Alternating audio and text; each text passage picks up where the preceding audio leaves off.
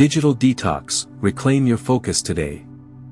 Feeling overwhelmed by constant notifications and endless scrolling? Like your brain is perpetually buzzing, but you're not actually getting anything done? This isn't just about turning off your phone, it's about reclaiming your brain, your time, and your peace. Discover actionable strategies to break free from digital noise and truly focus again.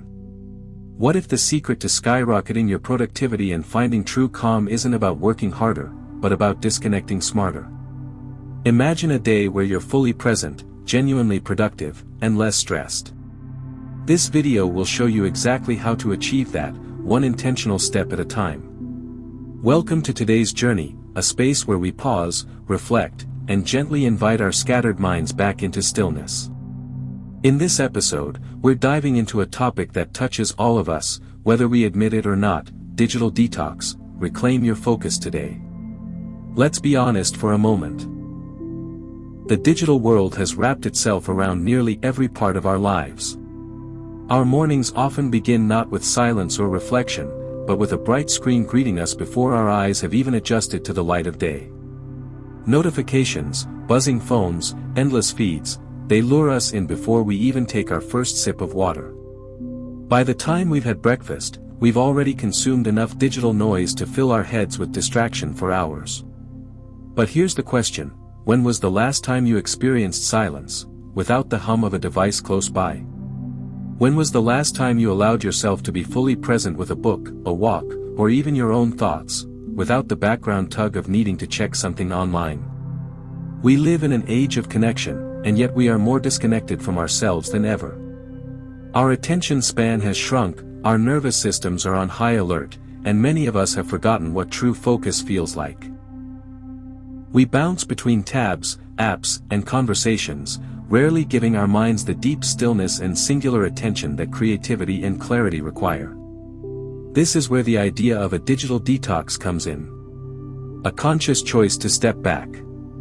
To reclaim our time, our focus, and our peace of mind. But here's something important: a digital detox doesn't have to mean abandoning technology completely or disappearing into the woods for months. It can be small, gentle, intentional. Think of it as pressing a reset button for your brain and spirit. Why do we need this reset? Because the digital world has been designed, very carefully, and very intentionally, to hijack your focus. Social media platforms are built to keep you scrolling, apps are engineered to reward your attention with dopamine hits, and notifications are crafted to pull your eyes back again and again. What does that mean for you? It means your focus isn't entirely yours anymore, it's being auctioned off to the highest bidder. But you can reclaim it. A digital detox is about remembering that you are in charge of your attention. That your time is your most precious currency, and that every moment you spend mindlessly refreshing a feed is a moment you could have spent connecting, creating, or simply being. So how do we begin? Start small. Begin with awareness. Notice how many times a day you reach for your phone. Notice the little jolts of anxiety when it's not in your hand. Notice how hard it is to stay focused on a single task without switching to check messages or scroll. These little moments are signals that your brain has been trained to crave constant stimulation.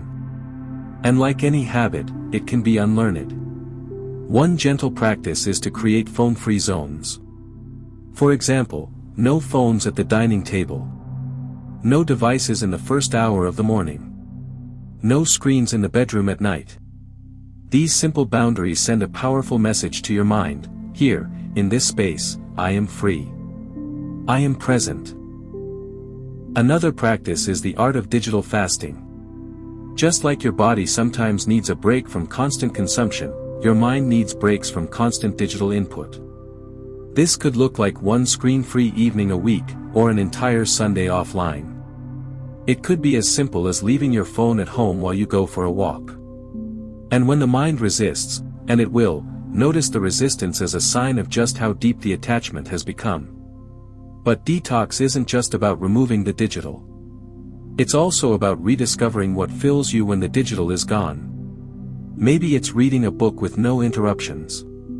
Maybe it's journaling your thoughts.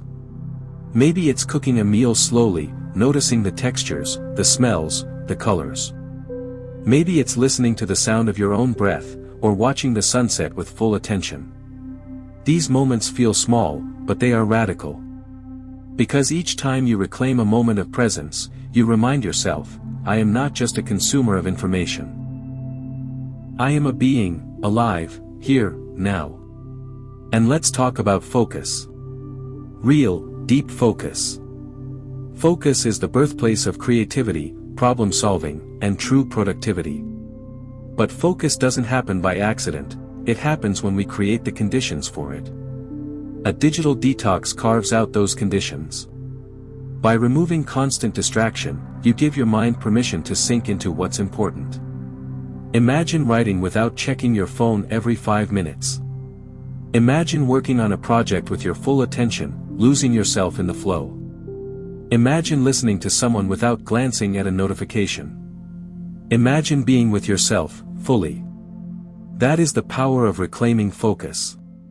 Now, it's not about rejecting technology. It's about redefining your relationship with it. Technology is a tool. It can serve you, or it can enslave you. And the balance lies in your hands. So maybe today, you begin your digital detox journey with one simple action. Perhaps you silence your notifications for an hour. Perhaps you move the most distracting app off your home screen. Perhaps you give yourself one evening this week where your phone is out of sight, and your mind is free to wander. As you take these steps, notice how it feels. At first, it may feel uncomfortable. Like something is missing. That's natural. You've trained your brain to expect constant stimulation. But over time, discomfort transforms into relief. Anxiety softens into clarity. And silence becomes spacious again. The gift of digital detox is not just about less screen time, it's about more life. More moments of stillness. More creativity. More connection, with yourself, with others, with the world right in front of you. And so, as you reflect today, ask yourself, where is my focus going? Who or what is in control of my attention? And how would my life feel if I reclaimed it? Because focus is freedom. And your attention is yours to reclaim. So take a deep breath. Put down the phone for a while. Step outside. Reclaim the simple, the quiet, the real. And remember, the best version of your life is waiting in the spaces between the screens. There was a time, not too long ago, when life moved to the rhythm of nature rather than the rhythm of notifications. Before the digital age, happiness was often measured not by likes, comments, or followers, but by the warmth of conversations around a dinner table, the laughter that echoed through backyards, and the simple pleasure of watching the world pass by from a porch swing. People woke up with the sun instead of the glow of a screen, and mornings began with quiet rituals, a cup of coffee, the rustle of a newspaper, the smell of bread baking in the kitchen. There was a slower pace, one that allowed moments to be savored rather than rushed. Children ran barefoot outside until the streetlights flickered on, their imaginations alive in games that needed no internet, no screens, no devices. Happiness then was built from presence. Families told stories that were passed down through generations, sitting together with no buzzing distractions pulling them away. Friends gathered not to document moments, but to live them fully, their memories etched in laughter and shared experience rather than stored on a camera roll. Letters arrived in mailboxes with handwriting that carried the soul of the sender, waiting for a reply created anticipation that deepened the meaning of connection. Even boredom carried a kind of magic, because in boredom the mind wandered, sparking daydreams, creativity, and quiet reflection. Without the constant pull of screens, people gave one another the gift of undivided attention. A conversation wasn't punctuated by glances at a phone, but by eye contact and genuine listening. Communities were tighter, neighbors knew one another, and help arrived not through an app, but through a knock on the door. Walks in the park were filled with observation, birds singing, leaves rustling, faces greeting you with a nod.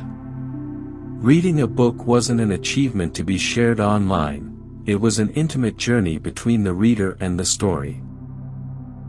And perhaps most importantly, time felt fuller.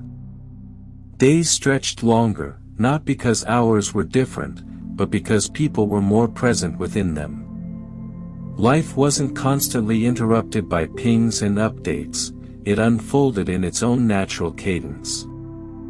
There was happiness in the slowness, in the freedom from constant comparison, in the unspoken truth that you were enough, exactly as you were, without needing to prove it to anyone. The pre-digital world wasn't perfect, it had its struggles, its hardships, but within its simplicity was a deeper sense of contentment. Joy came from connection, from presence, from living in the moment rather than chasing the next notification.